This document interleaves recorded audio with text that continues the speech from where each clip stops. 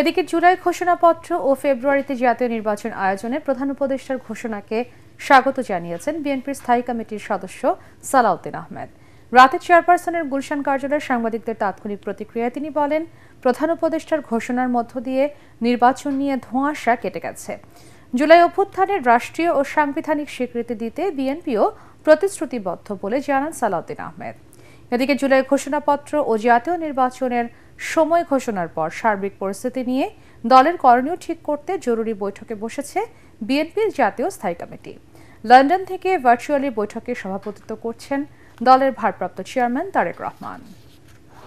আজকে মাননীয় প্রধান উপদেষ্টা দুইটি গুরুত্বপূর্ণ ঘোষণা দিয়েছেন, একটি জুলাই ঘোষণাপত্র আর একটি জাতির উদ্দেশ্যে ভাষণের মধ্য দিয়ে তিনি নির্বাচনের ঘোষণা দিয়েছেন। আমরা দুটোকেই স্বাগত জানাই। জুলাই ঘোষণাপত্রের যে সমস্ত ঘোষণা তাকে রাষ্ট্রীয়ভাবে এবং সাংবিধানিকভাবে স্বীকৃতি দেওয়ার জন্য আমরা প্রতিশ্রুতিবদ্ধ এবং যথাযোগ্য জায়গায় সংবিধানে সেটা স্থাপন করা হবে, সেই প্রতিশ্রুতি আমরা আগেও দিয়েছিলাম। নির্বাচনে মানুষের ভোটাধিকার প্রয়োগের জন্য যে পরিবেশ সৃষ্টির জন্য মাননীয় প্রধান উপদেষ্টা যে সমস্ত পরামর্শ দিয়েছেন সেটা অবশ্যই প্রণিধানযোগ্য।